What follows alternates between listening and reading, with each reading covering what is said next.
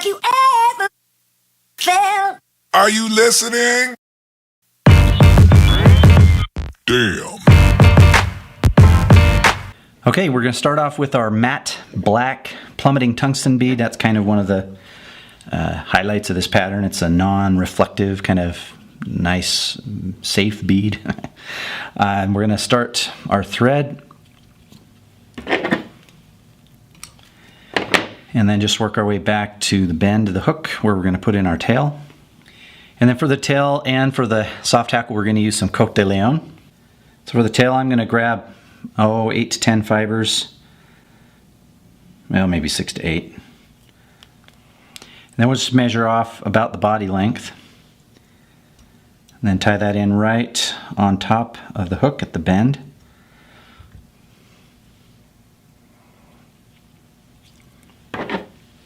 And then we'll just trim that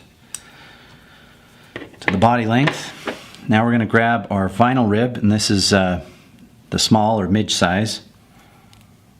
And this is going to be our ribbing.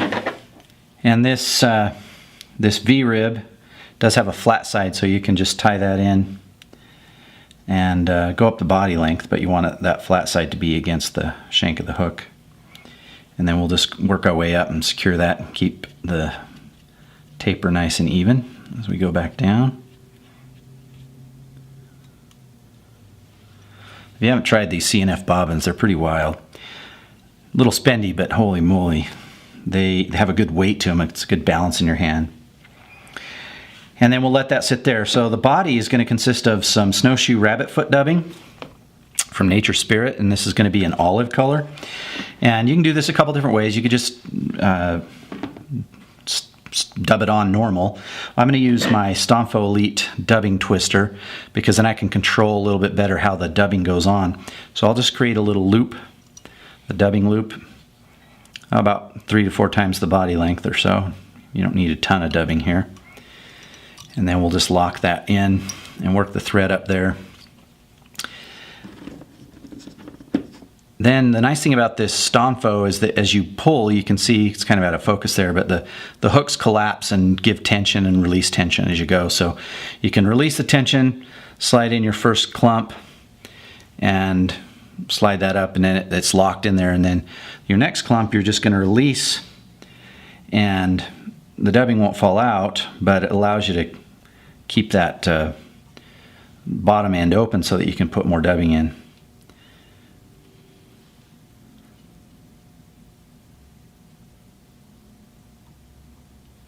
And you got three to four clumps depending how much you want, and then we twist it. We just give it a little twist with your thumb, twist that up pretty good. And then I like to come in here and take out some of the clumps, and it just evens the body out. And finish twisting it. And then the nice thing also about this Stomfo is you can rotate the head to 90 degrees. So now I've got it's perpendicular to my hook shank, and I can just very easily dub up the body here. And it's going to be a fuzzy mess, but that's how we do it. And then you're going to tie that off before the bead. You don't need it right at the bead because this will be some other stuff up there. And that body is going to be a little unruly, so we can brush that out. One thing I like to do, you got these longer guard fibers in here, so I'll brush those out, and then I like to come in here, especially at the end, and just give a little bit of a trim going up so that my tail and the body kind of stand out still. And now I'm just going to take the V-rib and rib that body all the way up. You can get about 4 full wraps in there before we get to the top.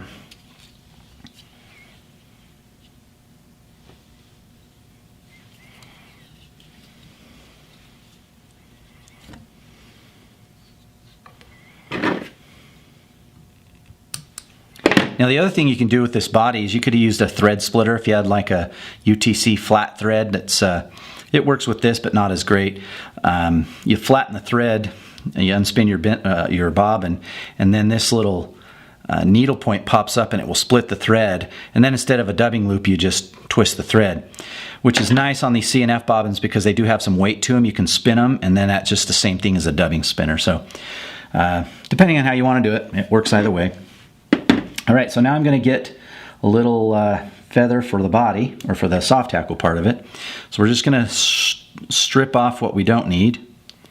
And then you're going to measure this against the body. You want a little bit longer than the hook shank.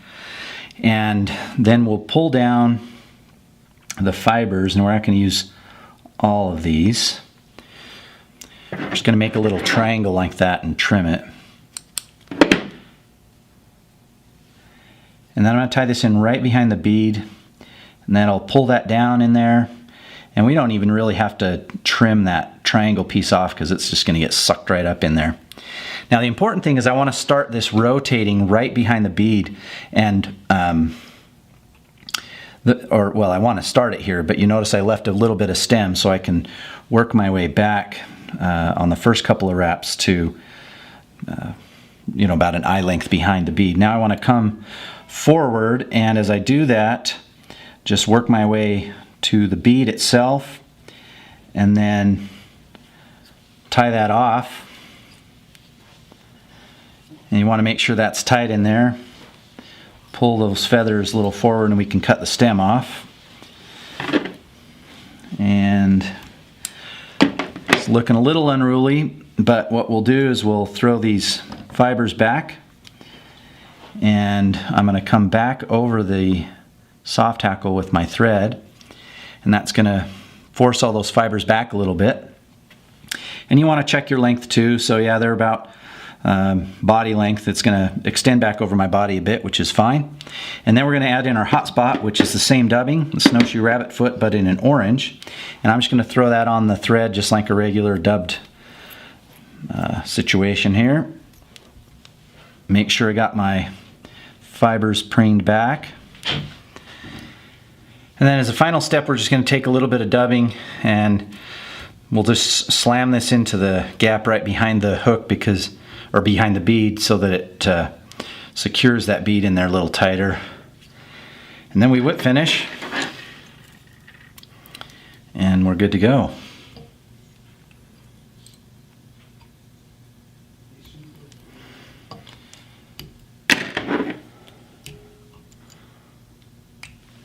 And then one final step, I'm just going to brush out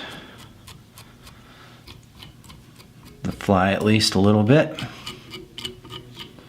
Get those fibers of soft hackle mixed in there with the body and the hot spot. And there we go.